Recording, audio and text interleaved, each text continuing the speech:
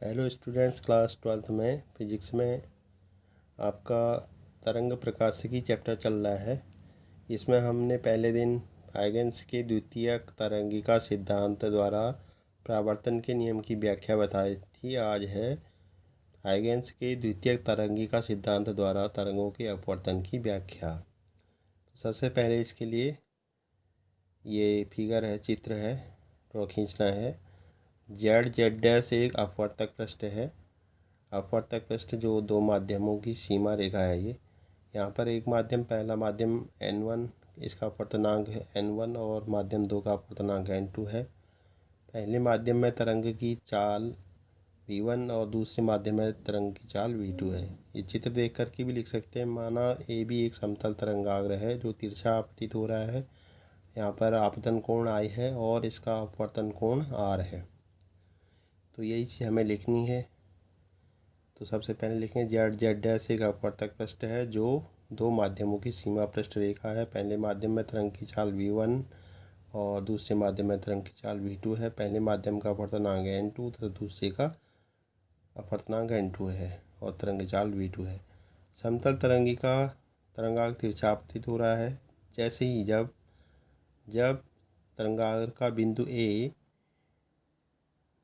तरंगाग्र से पृष्ठ से टकराता है तो क्या होता है, द्वितीयक ये जेड डैश पर पहुंचता है तो यहाँ पर द्वितीयक तरंगिकाएँ बनना आरंभ हो जाती हैं और जो v2 वेग से दूसरे माध्यम में आगे बढ़ती हैं। v2 वेग से आगे बढ़ती है। जैसे जैसे तरंगाग्र के अन्य बिंदु इस अपवर्तक पृष्ठ से टकराते रहते हैं और द्वितीयक तरंगिकाएँ बनती रहती हैं और जो v2 वेग से दूसरे माध्यम में आगे बढ़ती रहती है। इस प्रकार हमारा पूरा समतल तरंगाग्र ए बी जो है ए डैश बी डैश के रूप में अपवर्तित हो जाता है। ये कब होता है? जब ए बिंदु ए डैश पर पहुंचता है तो उस समय, जब बी बिंदु बी डैश पर पहुंचता है तो उस समय ए बिंदु ए डैश पर पहुंच जाता है। यानी कि इस प्रकार जब ये वाला पॉइंट यहाँ पर पहुंचता है तो ये वाला पॉइंट इधर आ जाता है। तो इस प्रकार ए डैश बी डैश अपवर्तित तरंगाग्र प्राप्त होता है। ये मैंने लिखा भी है। जैसे जैसे तरंगाग्र के शेष बिंदु दूसरे माध्यम के पृष्ठ पर टकराते जाते हैं तो द्वितीयक तरंगिकाएँ बनना आरंभ हो जाती हैं और जब बी और बिंदु बी डैश पहुँचता है तो तब तक ए पर बनने वाली तरंगिकाएँ ए डैश पर पहुँच जाती हैं, नीचे पहुँच जाती हैं। इस प्रकार ए डैश बी डैश अपवर्तित तरंगाग्र प्राप्त होता है। अब देखो, पी को बी डैश पहुँचने में लगा समय बराबर दूरी बराबर चाल गुणा समय, इस सूत्र से निकालेंगे। बी डैश डिस्टेंस निकाली, चाल हमारी पहले माध्यम में v1 है और समय t है। समय हमने समान मान रखा t। तो पी बी डैश बराबर v1 गुणा t, क्योंकि इसकी चाल इस माध्यम में इससे ऊपर चाल v1 है तो बी डैश बराबर दूरी की जगह, चाल की जगह v1 और समय की जगह t। ये बी डैश डिस्टेंस से निकल गई, दूरी निकल गई। ऐसे ही अब ए डैश दूरी निकालेंगे तो सेम यही फार्मूला, ए डैश बराबर चाल हमारे इस माध्यम के लिए v2 है, दूसरे माध्यम के लिए, और समय t है तो v2 t हो जाएगा। अब पहले इस वाले त्रिभुज में देखो, ट्रिग्नोमेट्री का उपयोग करेंगे। त्रिभुज ए बी डैश में ये आधार है, यहाँ पर एंगल आई, आपतन कोण I है। ये वाली भुजा I, ये लंब हो जाएगा, ये वाला कर्ण हो जाएगा। साइन I बराबर लंब बट्टे कर्ण होता है।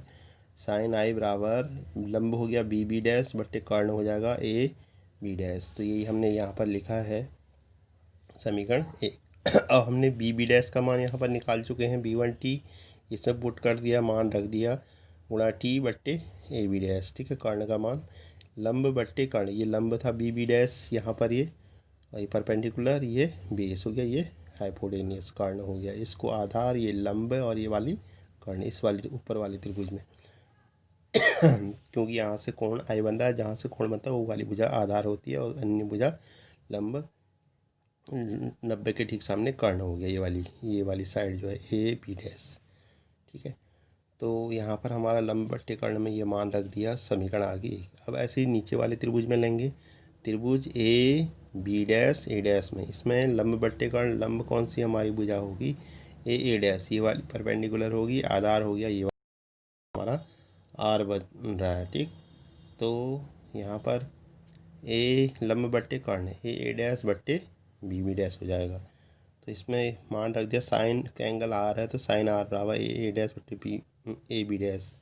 ए डैश का मान हम यहाँ पर निकाल चुके, V2t है बटे AB डैश, ये सेकंड हो गया। अब हम देखो यहाँ पर समीकरण 1/2 कर देंगे, साइन आई बट्टे साइन आर, यहाँ से इससे V1t बट्टे AB डैश बट्टा V2t बट्टे AB डैश कैंसिल आउट और टी से टी कैंसिल आउट, तो V1 बट्टे V2 बराबर नियतांक आ गया। ये क्या आ गया? नियतांक। यही हमारा क्या है? स्नेल का नियम है। तो इसको हम ऐसे लिखेंगे, साइन आई बट्टे साइन आर बराबर V1 बट्टे V2 बराबर नियतांक। इस प्रकार हम निष्कर्ष पर पहुँचते हैं कि आपतित किरण, अपवर्तित किरण और अभिलंब तीनों एक ही तल में हैं। ये वाला देखो, आपतित किरण ये वाली हो गई, ठीक है, ये हमारी अपवर्तित किरण हो गई ये, ठीक है, और अभिलंब, ये अभिलंब तीनों एक ही तल पर स्थित हैं। दूसरा है आपतन कोण की ज्या और अपवर्तन कोण की ज्या का अनुपात नियत है, ये भी हमने यहाँ पर दिखा दिया। आपतित किरण, अपवर्तित किरण एवं अभिलंब तीनों एक ही तल में है। और अगला है आपतन कोण की ज्या साइन आई तथा अपवर्तन कोण का ज्या का अनुपात नियत है, इसी स्नेल का नियम है। इस प्रकार हम देखते हैं कि तरंगों के अपवर्तन की व्याख्या होती है हाइगेंस के द्वितीयक तरंगिका सिद्धांत से अपवर्तन के नियम की व्याख्या। आई होप आपको ये वीडियो समझ में आया होगा।